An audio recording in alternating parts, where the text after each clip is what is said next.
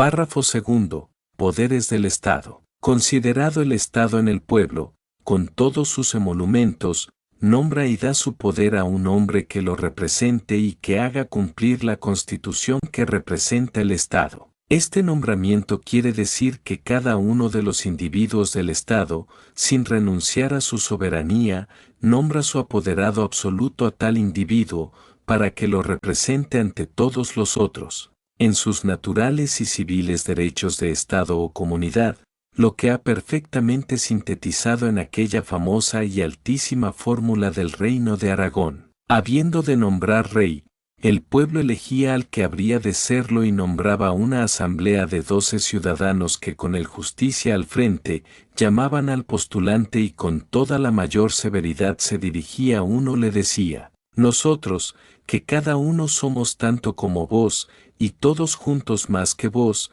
te nombramos nuestro rey. Si bien hicieras reinarás, y si no, non. He ahí el mandato más racional posible en las democracias que han dado todo su poder individual y colectivo y no han renunciado en un ápice su soberanía.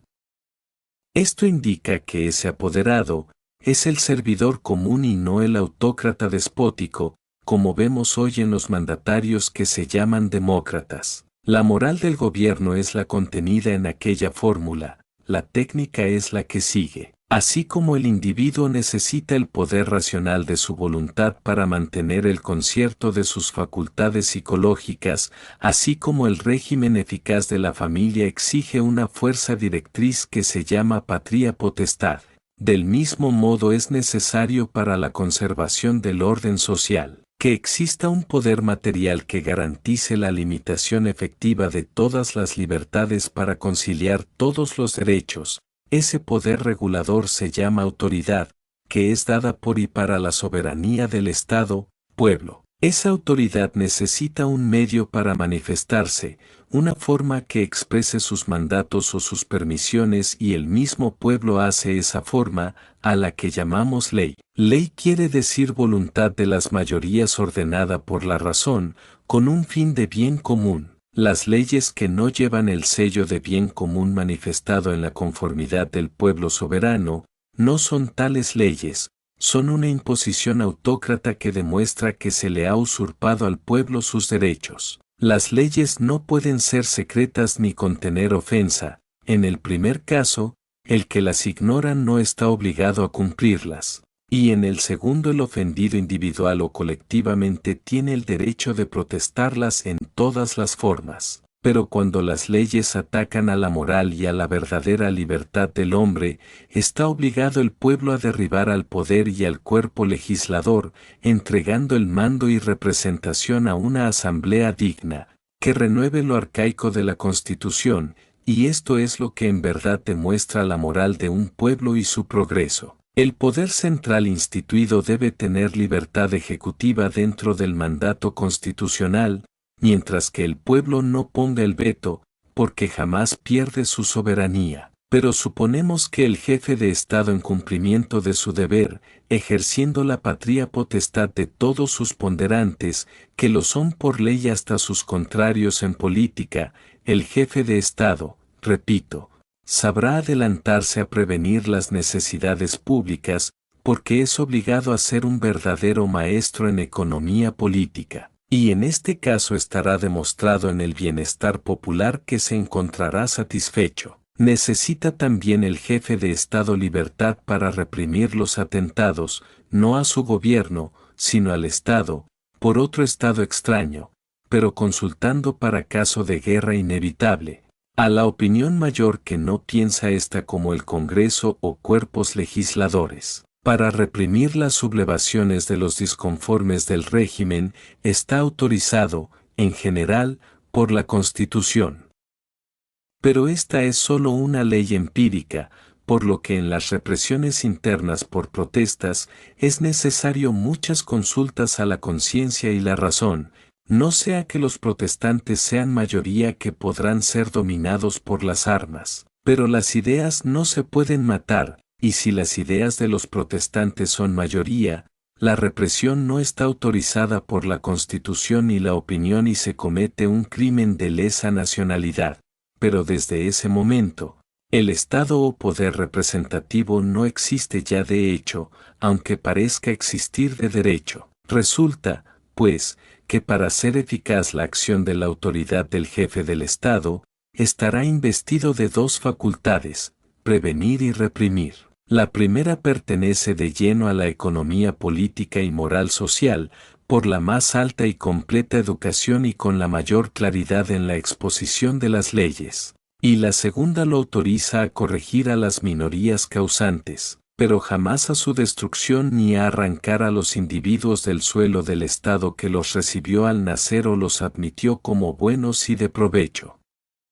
Hay la facultad de saber si son de recibo o no, antes de admitirlos. Cuando se intenta subordinar a reglas teóricas los derechos de prevención contra los que perturban el orden social, se cometen muchas faltas de moral y se demuestra categóricamente que no hubo previsión al educarlos si son nativos del Estado, o al recibirlos, si son inmigrados. Filosóficamente no puede existir la limitación a las libertades del individuo, pero la moral pública es la suprema ley. Moralícese, pues, al pueblo, con ejemplos desde los sitiales del gobierno y nada habrá que temer en la armonía social.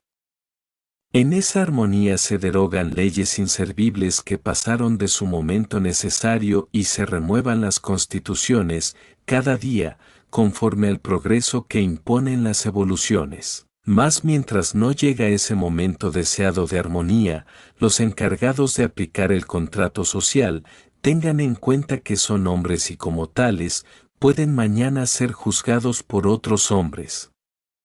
Y bajo esta consideración de la conciencia, están obligados. Punto 1. A determinar la imputabilidad del verdadero culpable, prescindiendo en absoluto de clase y posición, analizando el hecho con arreglo a las leyes de la crítica histórica. Punto 2. A determinar el grado de culpabilidad de la gente, de acuerdo con las circunstancias comprobadas. Punto 3. A determinar la responsabilidad del culpable, según su estado psicológico accidental o habitual, sin ignorar la causa de ese estado, y, punto 4. A determinar la penalidad según las reglas establecidas por la sociedad, siempre que éstas no se opongan a la conciencia, a la ciencia y la moral, pero jamás penarán con la muerte ni arrancarán al individuo del suelo del Estado. Hay un antecedente digno para regirse los jueces con respecto a las penas sociales y es la recopilación de las doctrinas de los criminalistas,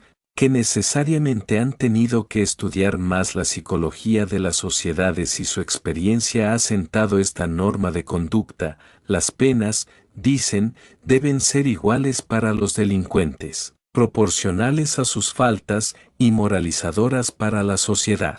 Por otra parte, el estudio también de la psicología, en las penas o castigos accidentales por delitos sociales, no influye en nada en la corrección de los otros individuos, ni cambian los hábitos formados por herencia o contagio, y aún menos cuando la protesta es motivada por la evolución que se adelanta a las leyes que antes fueron eficaces. Además, sabemos que cada hombre es una resultante de múltiples aptitudes y posiciones, de modo que, siendo la pena igual para todos por un mismo hecho, es forzosamente injusta. Hay aún un punto que ha escapado a la vista de los jueces en las convulsiones sociales y es que, para que un hombre o varios cientos alteren el orden, es porque es un mal epidémico y la protesta está en la mayoría de los individuos, pero que los más sensibles son arrastrados por esa atmósfera psíquica y más conscientes de su deber,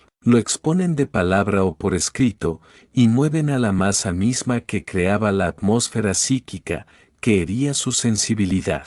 Pues bien, en este caso ipso facto, se encarcela o se deporta a esos llamados promotores revolucionarios, siendo así que, en verdad psicológica el promotor único y verdadero es el Estado todo, que no previno a tiempo y dejó crearse la atmósfera que forzosamente traería la tempestad.